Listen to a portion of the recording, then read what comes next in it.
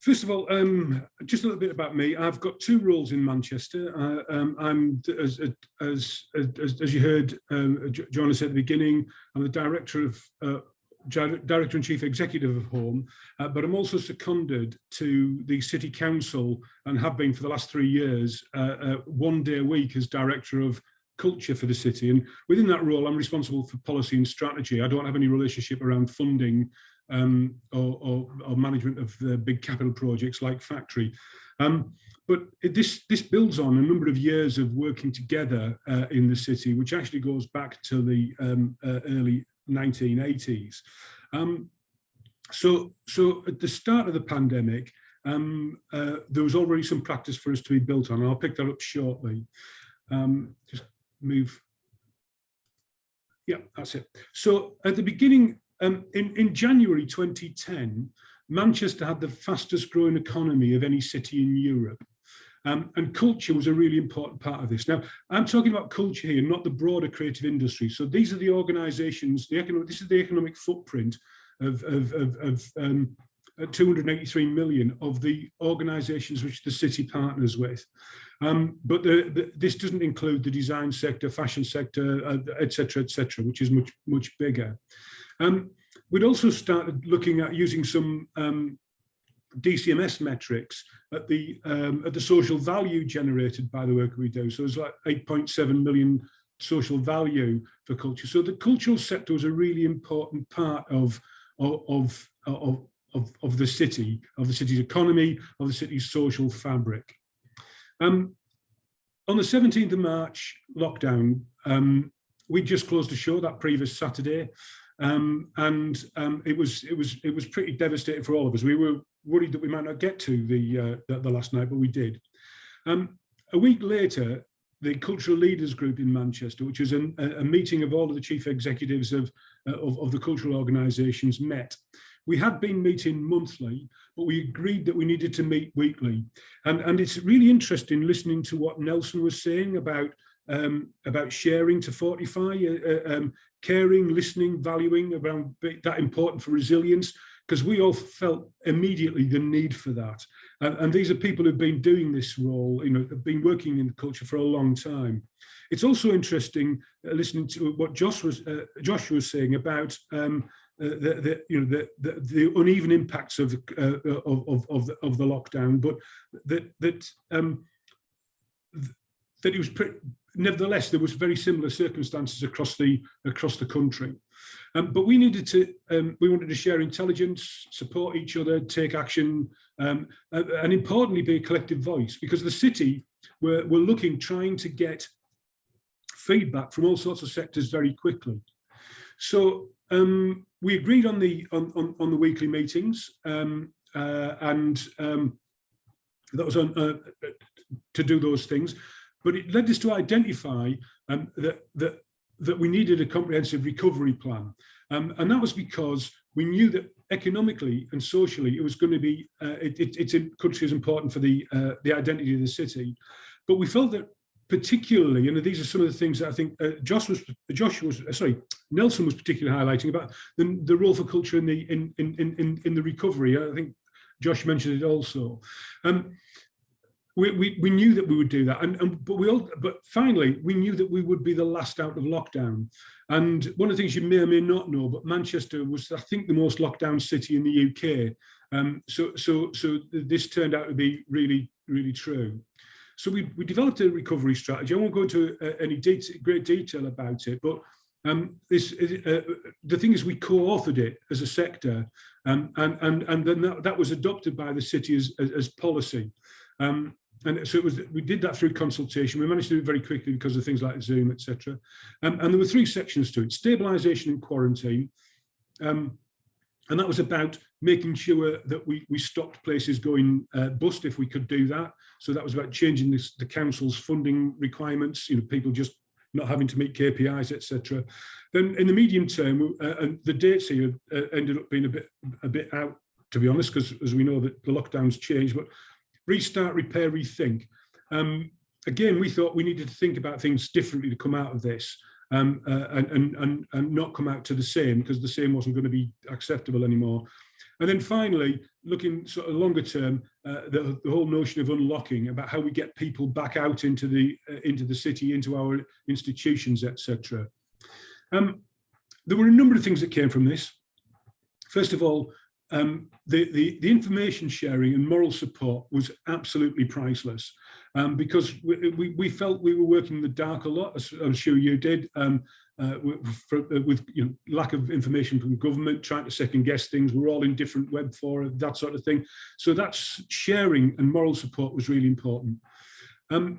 It meant that we got really strong support from the city council, because we got plumbed into and hardwired into the city council's policy infrastructure as a group of within the cultural sector, and we had a direct line into the business sounding board. So the city set up an independent body working with all the business leaders in the city to understand what the impact of the pandemic was and what they needed to be doing to come out of that. So it meant that we were sat at the table with people like the chief executive or the senior partner for KPMG in Manchester, head of the Co-op Bank, etc. And they were listening to what we had to say and about what the role that we would play in reopening the city centre once we got through it.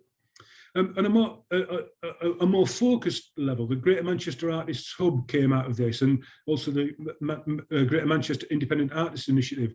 And these were about support for individual artists and freelancers, and looked at what we could do to support them, both just in terms of conversations, or even providing internet access, as a lot of people didn't have very good deals for getting online, etc. We participated in the interval research project nationally, and I think we were one of the first in, which meant that we got really good data to help us inform reopening. We provided seminars for small organisations and individual artists to help them bid to for Cultural Relief Fund, and in the end, it proved that we did very well with that. A lot of people got money from the CRF fund. There are a number of joint projects, which I'm going to talk a little bit more about later, but this was something that didn't happen elsewhere. So the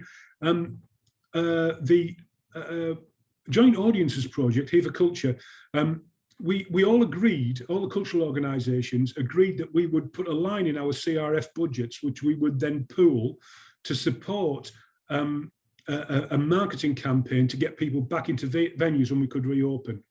And the venues that weren't eligible, or the organisations that weren't eligible for CRF, also agreed to chip into that budget. And then we got match money from Marketing Manchester, which is our destination marketing organisation. And I'll show you a bit of a video about that shortly. We think we were the only place in the UK that did that. We took a similar approach to putting a line in our budgets, CRF budgets, which were pooled for MAID. MAID's our cultural education partnership. And we wanted to do this to support work in schools and continue to support education, albeit from a distance. This level of collaboration and the work that went on through the GM Artists Hub and the Independent Artists Initiative led to a hardship fund. A local philanthropist donated £250,000, which was matched by B&M Bargains, to support freelancers in the city. And then there's also another project, which was the Home Ground project, where we created an outdoor venue to share with other organisations when we were coming out of lockdown, but we knew we wouldn't be able to get into venues. So a number of things there. I'm just going to show you this video about the Joint Audiences Project. Let's hope it works. So this campaign that I'm going to show you the video from as this reopens, involved a significant number of organisations in the city, but altogether we had a pool of £500,000 to fund the campaign. And importantly, we took advice from the NHS, because Manchester's got the NHS has devolved in Manchester, about how we pitched this campaign to encourage people to participate in culture, because it was good for their recovery, as well as the recovery for the city and the economy. Right, here we go.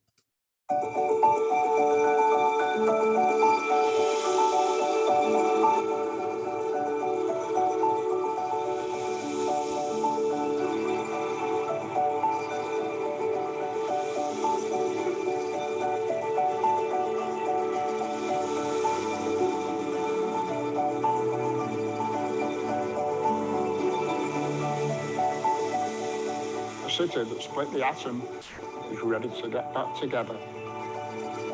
The tables have turned. Let's dance on them again.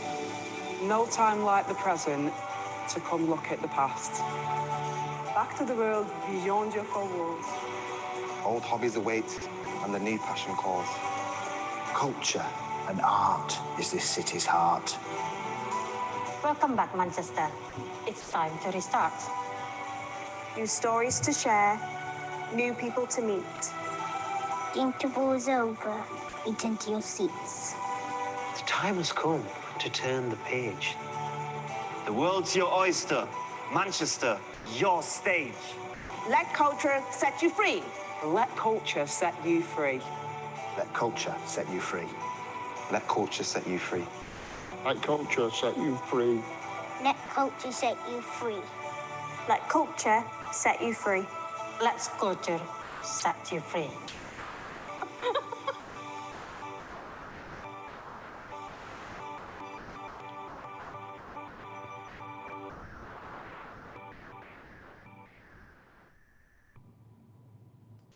Okay, so that was the joint audiences campaign. There was another element to this, which is there's no video for, but there was also there's a big grassroots campaign. So we worked within our communities to reach people who might not see the social media side, etc. And that element, that grassroots element, is actually continuing as I speak, and will run through the next 12 months.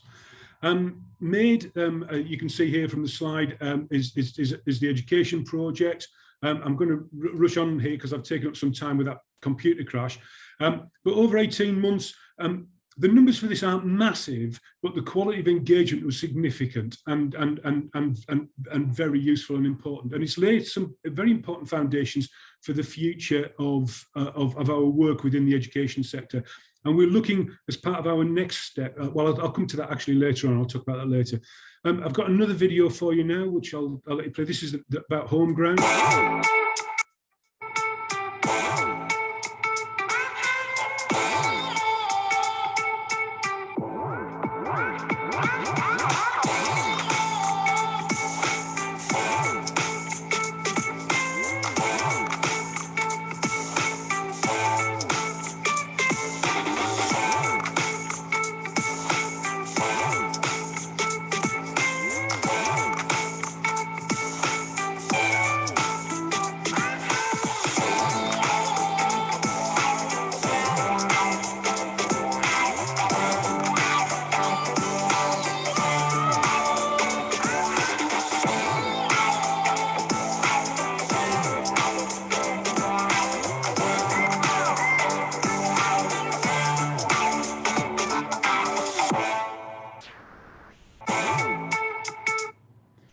Sorry about that. The thing about the home ground project is the list of programme partners there. The idea was to give profile to organisations which couldn't open because of COVID security. And the other thing I would point out, by the way, is that socially distant spaces look half empty. So actually, we did attract 50,000 visits, to almost 50,000 visits to the venue, but you wouldn't be able to tell that from that video. Okay, so going forward, we've learned quite a lot about this, particularly around collaboration. And we had a conversation about what the priorities were, and that we felt were for the cultural sector, but also for the city. And there's a list of them there. And in order to take that forward, we did a reboot of the recovery plan to take a longer term view. Nevertheless, there were still some short-term challenges. So there was the round 3 of the Cultural Recovery Fund that we were looking at. We still need to keep sharing knowledge as we were running through the reopening of organisations. We still need to be flexible with our funding arrangements with arts organisations. And there were quite a few smaller organisations which hadn't been able to reopen that needed our help and advice. But longer term, there were 6-7 areas that we looked at around building the recovery strategy for the city on the basis that it would take a long time. Promotional activity, work with children and young people in schools, network development support, events, skills, innovation, etc. I'm going to whiz through these very quickly on the basis that I'm sure you can get the slides afterwards, rather than spend a bit of detail on them, and happy to take questions later. But promotional activity, there's a lot. We're going to continue with the joint working across the cultural sector, and with the NHS. But noticeably, the Culture Awards, which we held last November, was a celebration of everything that was going on in the city, right across the sector, and it was a joyous moment to come together to celebrate what what the cultural sector has achieved and what we've done with each other and with our citizens. And those moments of party, I think Nelson was saying, are really important. I would agree with that. Children and young people, we're going to really build on MAID. And that, again, is going to be a joint element of the cultural sector's NPO applications as we go into the next round. Network development.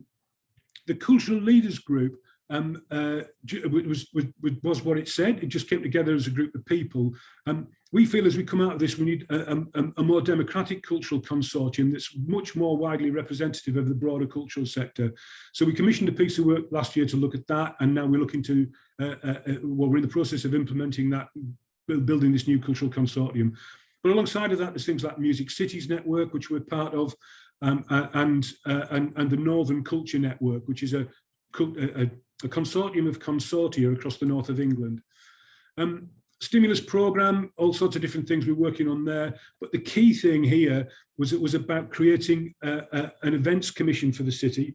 And this is a public-private sector partnership about how we bid for and attract and manage large events in the city centre and make sure we're not programming event on top of event. Stimulus programme around workforce development and business growth. We're working with the Growth Company, which is the Greater Manchester Training Agent, well, Growth Economic Development Agency, but there's a skills element to it. We're really building on Factories Academy Consortium, which is a consortium of cultural organisations working with Factory, which opens next year, around training. We learned a lot coming together around the Kickstart apprenticeships last year. We were able to host a lot of those. There's a whole host of things there we're working on, but we're pulling together a workforce development plan for across the city to look at where we can help and support those things. Around innovation, I think Josh was saying about the importance of innovation during the pandemic. We need to build on that. Within Manchester, there are 5 universities, and as well as that, we've got a very creative sector, as I know you have in Brighton. But there's some really important networks that we've been working on around health, around low carbon, etc. And finally, we feel we need a capital investment strategy to underpin some of that. So there's a whole host of things around that. But I think I should probably stop there, or I'm going to overrun. There we go.